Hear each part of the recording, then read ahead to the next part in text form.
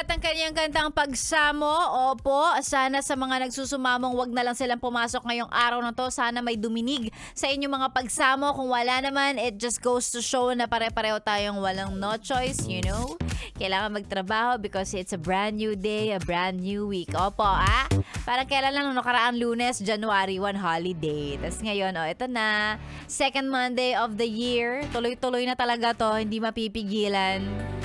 Year 2024. Wow.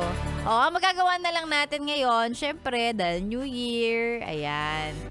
I-motivate na lang ang ating mga sarili. Ganyan. Yan na lang talaga. Tas laban. Ganon. Sexy Becca po yung kasama. Welcome back sa radio show ninyong walang title. Pero may beautiful DJ. At may topic for today, which is fill in the blanks. Huwag mo akong lalandiin kung blank. Ayan.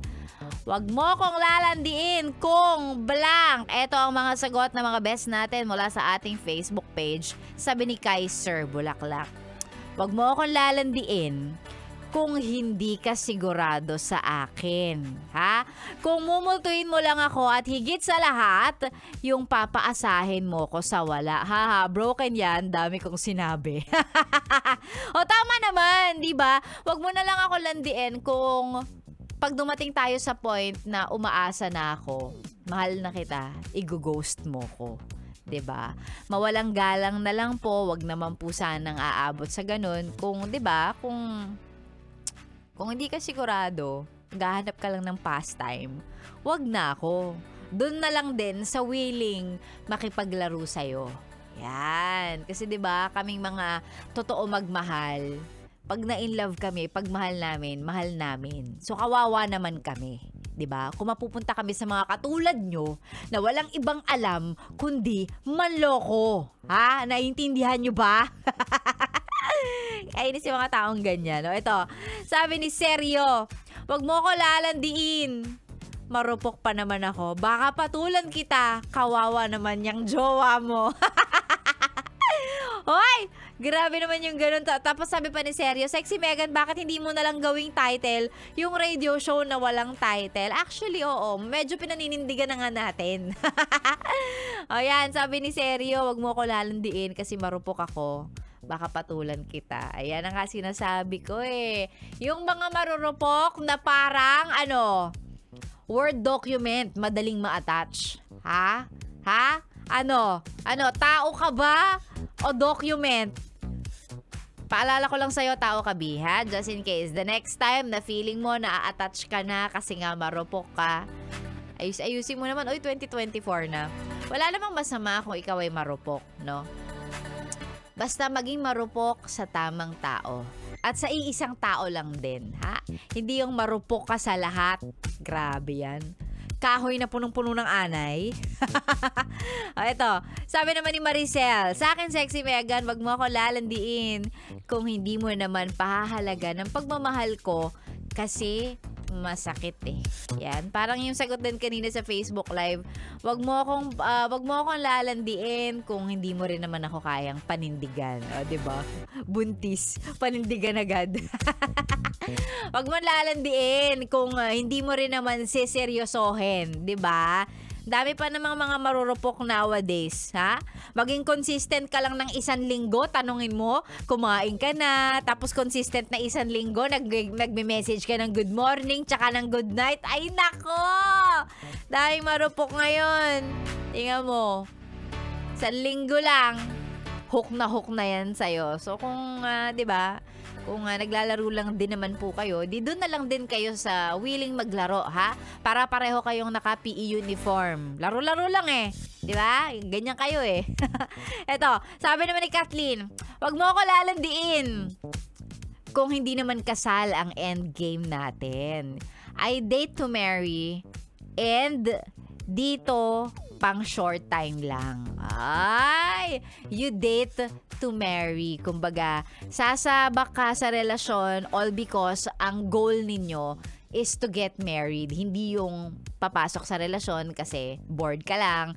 Papasok sa relasyon kasi malungkot lang, ganon. May mga tao din naman kasing ganon, di ba? I mean, sila yon. Pero meron din talagang tao na gusto nila pagpapasok sila sa relationship, may potential na yun na yung endgame nila. Yan.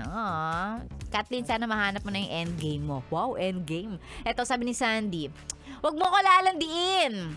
Kung career din naman pala ang priority mo, nagjowa ka pa tapos lagi kang busy sa work. Trabaho na lang ang jowain mo.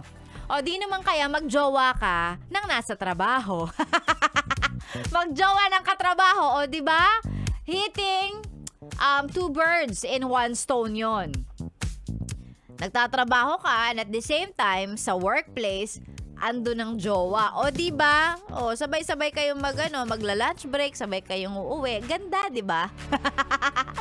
Baka lang. Oo, yung iba ginagawa naman din talaga 'yon, 'di ba? Pag hindi naman bawal ang romance sa workplace, wala namang conflict of interest. Yung iba pinapayagan naman. May mga kilala din naman ako na nagkakatuluyan sa ganun eh. Madami. So, yun lang. Tingin-tingin mo din. Tingin-tingin ka dyan sa mga katrabaho mo. Baka nasa kanila pala ang endgame na hinahanap mo. Hindi mo lang alam kasi hindi mo pinapansin. O kaya nasa friend zone sila. Mga ganun, diba? O, siguraduhin nyo lang na yung mga tinitingin ninyo, diba? Yung mga sinisipat-sipat nyong katrabaho. Siyempre, dapat walang jowa, wala asawa, di ba? Oo, iba kasi katrabaho daw eh, di ba? Pagdating sa office, single, pero pag uwi sa bahay, 3 anak. Nakakahiya naman sa inyo, ha? Nakakahiya, wag ganon. Kurutin ko kayo sa eyebrows nyo. Eto, last na, sabi ni Lou, wag mo akong lalandiin. O wag kang lalandi. Pag wala ka naman palang pera. Magastos kasi magjowa ngayon, sexy Megan. And I agree. 'Di ba? Pag wala kang pera, medyo mahirap mag-sustain ng relationship. Not because mukhang pera yung karelasyon mo, pero ang hirap kaya nung magde-date kayo tapos laging siya yung magbabayad. Nakakahiya. 'Di ba?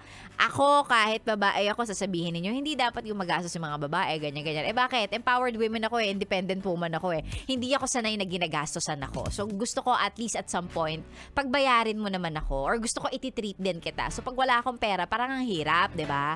Well, opinion ko lang naman to. Hindi ko pinipilit yung opinion ko sa inyo. Kung gusto nyo na kayo yung ginagastosan, so okay lang na wala kayong pera, di go magjowa kayo.